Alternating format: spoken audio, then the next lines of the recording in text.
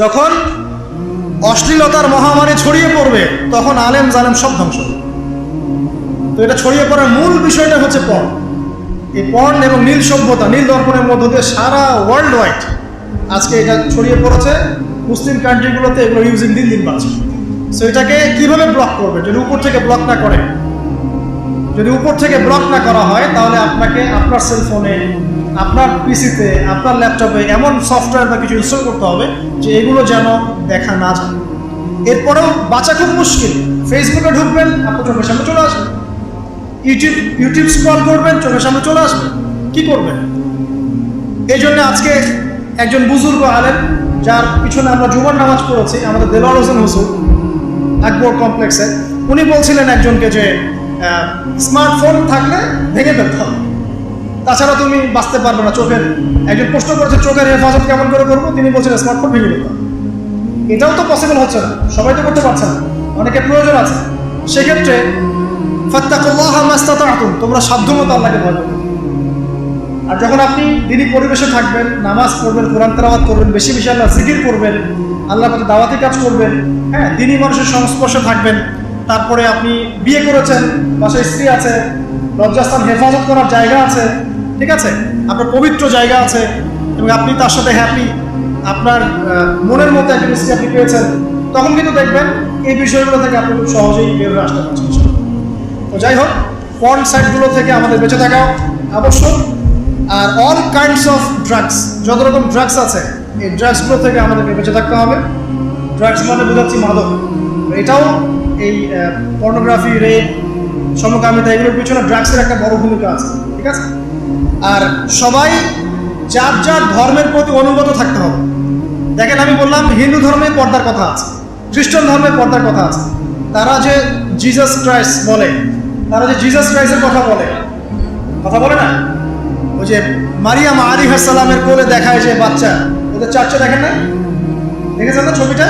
যদিও এই ছবির কোনো ভিত্তি নাই, তারপরে দেখবেন যে ওখানে মাদার মেরির গায়ে যে পোশাকটা আছে, এটা শালীন পোশাক। খেয়াল করেছেন? তার গায়ে কিন্তু শালীন পোশাক আছে, কিন্তু ওই সভ্যতা কিন্তু এই পোশাক পরছে না, কারণ ওই সভ্যতায় পর্নোগ্রাফি ছড়িয়ে দিচ্ছে।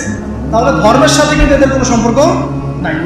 আদতে এই শ্রেণীর মানুষের সাথে ধর্মের কোনো সম্পর্ক না, তারা মুসলিম না, হিন্দু না, খ্রিস্টান না, বৌদ্ধ, এরা কিছুই। এরা আসলে ওই যে শয়তান, ইউয়ারি সাওয়াতিকুম ওয়ারিশা, ওই আয়াতের পরে বললাম ইউবদিহুমা মা উরিয়া আনহুমা সাওয়াতিহিমা, ওই যে তোমাদের লজ্জাস্থান উন্মুক্ত করে ফেললো, এর সাথে এরা জড়িত, ওই শয়তানের সাথে এরা জড়িত। সবাই আমরা যে যার ধর্ম পালন করি, কোনো সমস্যা নাই। যার যার ধর্মের প্রতি আমরা অনুগত থাকি, ইনশাল্লাহ দেখবেন সব ধর্মের মূলনীতির মধ্যে মিল আছে। মূলনীতির মধ্যে মিল থাকলে ইনশাল্লাহ আমরা সাম্যের সমাজ করতে পারবো ইনশাআল্লাহ।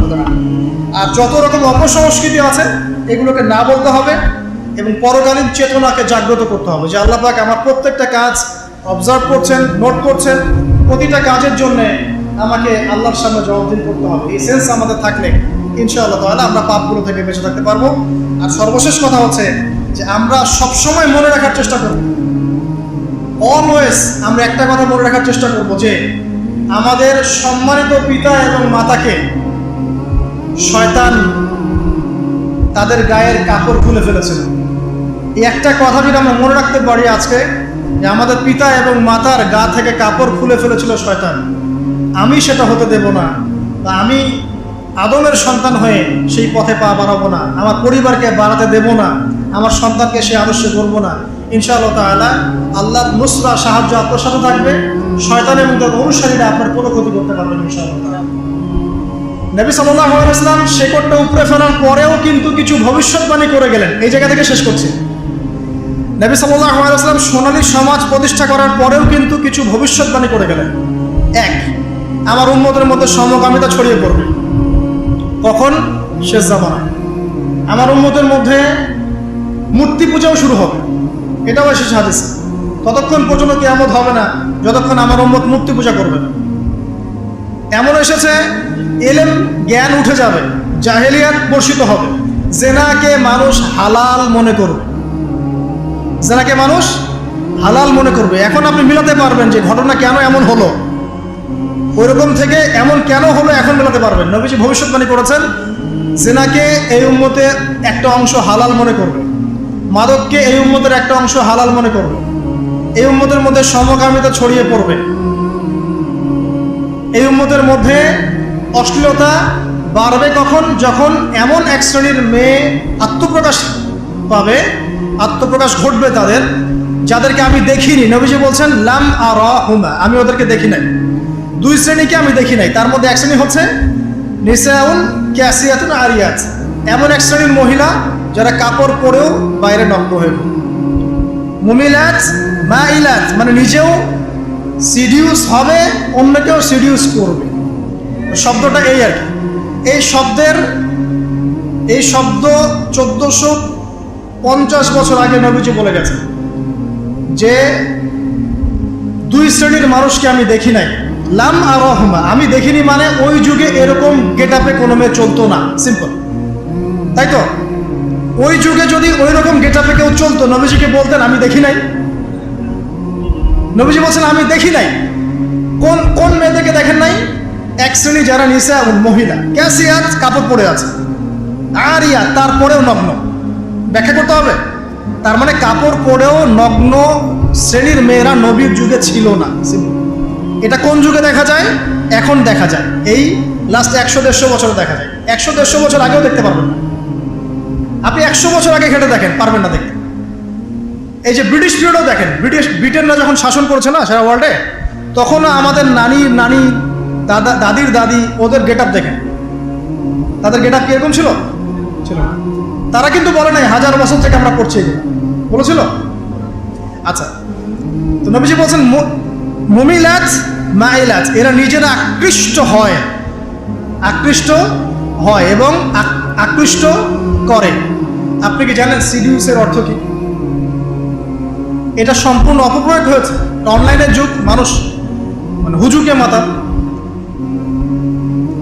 অক্সফোর্ড আর কেমব্রিজ ডিকশনারি ঘাটেন, অক্সফোর্ড আর কেমব্রিজ ডিকশনারি ঘেটে সিডিউস শব্দ লিখে সার্চ দেখবেন, ওখানে লিখে আছে যে seduce is a kind of sexual activities where you are enticing someone in a relationship with you, illegal sexual relationship with you, মানে you are enticing someone in a illegal sexual relationship with you। মানে seduce হচ্ছে এমন জিনিস যে আপনি কাউকে আপনার দিকে অবৈধ সেক্সুয়াল সম্পর্ক করার জন্য আকৃষ্ট করছেন।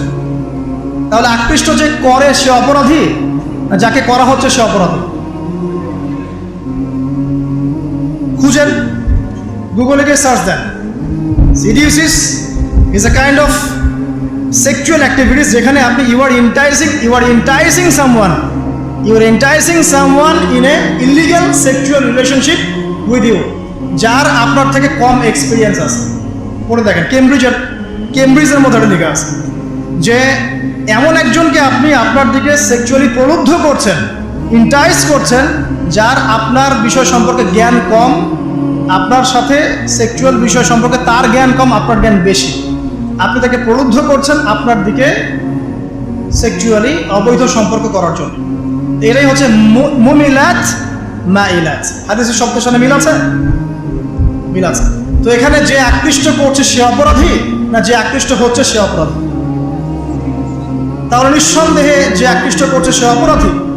আর তার অপরাধের কারণটা এখানে কি? তার পোশাক এবং তার দেহের প্রদর্শনী নয়, নাকি অন্য কিছু?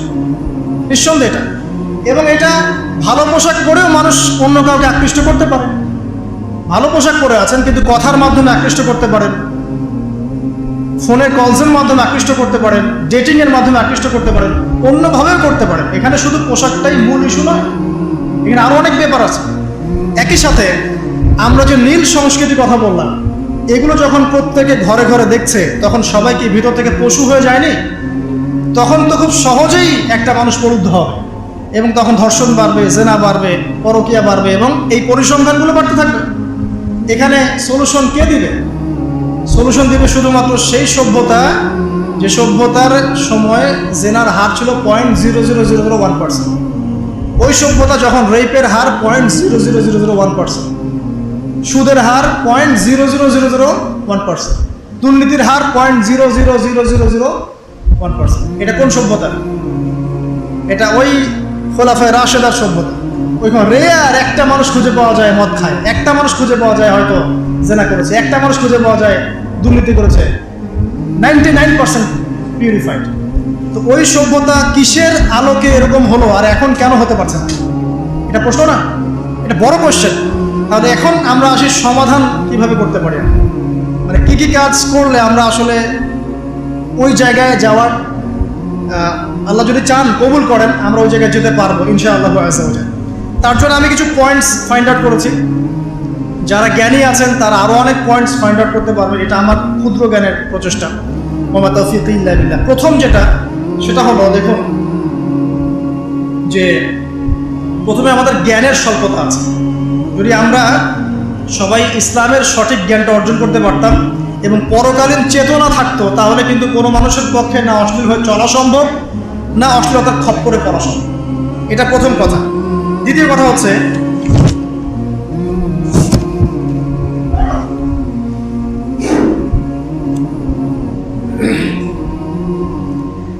জ্ঞানের সাথে আমাদের আমলের ধারাবাহিকতা লাগে। আমরা যখন আমল করি অনেক সময় ধারাবাহিকতা নষ্ট হয়ে যায়। ধারাবাহিকতা নষ্ট হয়ে গেলে শয়তান আমাদেরকে পেয়ে বসে, তখনই মানুষের দ্বারা খারাপ কোনো কাজ ঘটে যায়। দেখবেন আপনি ভালো কাজ করতে করতে হঠাৎ করে আপনি পড়ে গেলেন, এমন হয় কিন্তু। ভালো কাজ করতে করতে আপনি থাপ করে একটা খারাপ কাজ করে ফেললেন, আবার তওবা করে ফিরে আসছেন। তওবা করে ফিরে আসবেন নিঃসন্দেহে, কিন্তু আমলের ধারাবাহিকতা বজায় রাখা খুব ইম্পর্টেন্ট। 3 নম্বর দেখুন সলাৎ। সলাৎ যখন আমরা 5 ওয়াক্ত মসজিদে আসবো, আমাদের আধ্যাত্মিক জগৎটা, আত্মিক জগৎটা পরিশুদ্ধ থাকবে, তখন ইনশাআল্লাহ তাআলা আল্লাহর বিধান মেনে চলা আমাদের জন্য সহজ হবে ইনশাআল্লাহ। 4 নম্বর বলতে পারি কোরআনের সংস্পর্শ।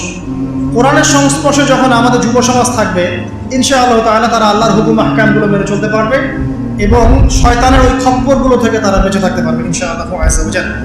এরপরে আমরা বলতে পারি ইসলামিক অনুশাসনের কথা।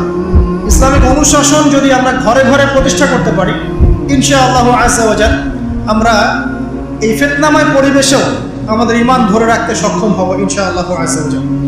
দ্বীনি শিক্ষা এবং দ্বীনি পরিবেশ, দ্বীনি শিক্ষা এবং দ্বীনি পরিবেশটা এইসব অশ্লীলতা রোধ করার অন্যতম নিয়ামক হবে ইনশাআল্লাহ। এরপর আমি বলবো যে পর্দার বিধানগুলো মেনে চলো। শুধুমাত্র পোশাক সব কিছু নয়, তবে পোশাক অনেক কিছু। পোশাকে সব কিছু নয়, কিন্তু পোশাক কিন্তু অনেক কিছু, ঠিক আছে? তো পোশাকও ঠিক রাখছি, আবার নামাজও পড়ছি, এখানে রোজাও রাখছি, আমরা দ্বীনি কাজে ব্যস্ত থাকছি, দ্বীনি পড়াশোনায় ব্যস্ত থাকছি, আমর বিল মারুফ নাহি আনিল মুনকারের কাজ করছি এবং আল্লাহওয়ালা মানুষের সাথে থাকছি। তখন দেখবেন আত্মিক জগৎটা আল্লাহর নূর দ্বারা পরিপূর্ণ হবে ইনশাআল্লাহ। তখন আপনি জেনা, ব্যভিচার, পরকীয়া এগুলো থেকে দূরে থাকতে পারবেন ইনশাআল্লাহ, পথ ছাড়তে পারবেন ইনশাআল্লাহ। এরপরে আমি গিয়ে বলবো যে বিয়ে সহজ করার ব্যাপার। এরপর যদি আমরা বিয়েটাকে সহজ করে ফেলি, সহজ বলতে সরকার বয়স দিয়েছে আলহামদুলিল্লাহ, থাক ওই বয়সে বিয়ে দেন, কিন্তু বয়স হয়ে গেলে বিয়ে দিয়ে দেন। 18 বছরে বিয়ের বয়স হয়ে যায়, আপনি এদিকে 32 পর্যন্ত অপেক্ষা করছেন, 25 পর্যন্ত অপেক্ষা করছেন, 18 হয়ে গেছে, 20 বছর আপনি বিয়ে দিয়ে দেন। যত দ্রুত আপনি যত সহজ করবেন বিয়েটাকে, তারা কিন্তু তাদের এই যে তারুণ্যের যে উন্মাদনা বলে একটা, তারুণ্যের উন্মাদনা, এখান থেকে তারা বেঁচে থাকতে পারবে এবং পাপিস্তানও থেকে তারা ইনশাআল্লাহ তাআলা সঠিক পথে থাকবে এবং তার পুরো ম্যারিড লাইফটাই কিন্তু ইবাদত হিসেবে গণ্য হবে। এখানে আমার ছেলে হোক বা আমার মেয়ে হোক, তার জন্য বিয়েটাকে সহজ করা উচিত। গার্ডিয়ানদেরকে রিকোয়েস্ট করবো এটা আপনারা করুন, আদারওয়াইজ আপনার ছেলে কখন দেখবেন অন্ধকার জগতে পা বাড়িয়ে ফেলেছে আপনি কিন্তু বুঝতে পারছেন না। আপনার মেয়ে অনেক আগেই বড় হয়ে গেছে, আপনি কিন্তু বুঝতে পারছেন না। এর মধ্যে সে অনেক ঘটনা ঘটিয়েও ফেলেছে, হয়তো আপনি জানেন না। এই কারণে বৈধ পথে ছেলে মেয়েদেরকে একটা ইসলামিক অনুশাসনপূর্ণ জীবন দিন, ইনশাআল্লাহ সুখী হবে ইনশাআল্লাহ। বিয়ের ক্ষেত্রে মোহরটাকে রিজনেবল করেন, এত উচ্চ মোহর দেওয়ার দরকার নেই যে ওটা পরিশোধ করার কোনো সামর্থ্য নেই। আর আমি বলবো যে এটার জন্য আপনাকে খুব বড় কোনো বিজনেস করতে হবে, বড় কোনো জব করতে হবে, জরুরি না। হালাল কোনো রিজিকের ব্যবস্থা হলেই আপনি বিয়ে করতে পারেন। আল্লাহ পাক বলেছেন যে বিয়ের পরে আল্লাহ নিজেই রিজিকের দরজা খুলে দেবে ইনশাআল্লাহ। তো এখানে ঘাবড়ানোর কিচ্ছু নাই। ওই যে বললাম তাকদির লেখা হয়ে গেছে, আপনার তাকদিরে যতটুকু রিজিক আছে এটার একটা দানা পৃথিবীতে রেখে আপনি মরবেন না ইনশাআল্লাহ। আর আপনার রিজিক যতটুকু আছে, অবৈধ পথে গিয়ে যদি আপনি 1000 কোটি টাকাও কামাই করেন, এর বেশি রিজিক আপনি পাবেন। সো এখানে আমি বলবো গার্ডিয়ানদেরকে যে বিয়েটাকে সহজ করে দেন, বিয়েটা সহজ করেন, মোহরটাকে কমান, এবং ছেলে মেয়েদেরকে একটা দীর্ঘ বিবাহিত জীবন দেন, ইনশাআল্লাহ দেখবেন তারা ইসলামী অনুশাসনে আল্লাহর এবং তার রাসূলের আনুগত্যপূর্ণ জীবন মেনে চলবে ইনশাআল্লাহ আযজা ওয়া জাল। অল্প কিছু কাজ থেকে আমাদেরকে বের হতে হবে, কিন্তু এটা হতে হবে বলেই সীমাবদ্ধ থাকতে হচ্ছে, কারণ এটা ইম্পোজ করার মতো ক্ষমতা উপরের লেভেল থেকে মুসলিমদের হাতে এখন নাই। তবে আপনি পারিবারিকভাবে করতে পারেন, পারিবারিকভাবে কীরকম, এবং আমাদের ওইখানেই ফোকাস করা উচিত। ফ্রি মিক্সিং টোটালি হারাম করে, ফ্রি মিক্সিং চলবে না। ফ্রি মিক্সিং তো বোঝেন, নারী পুরুষের অবাধ মেলামেশা যেখানে আছে ওখানে আপনি নাই। যদি এমন স্কুল পান যেখানে বয়েজ স্কুল, সেখানে দিয়ে দেন ছেলেকে।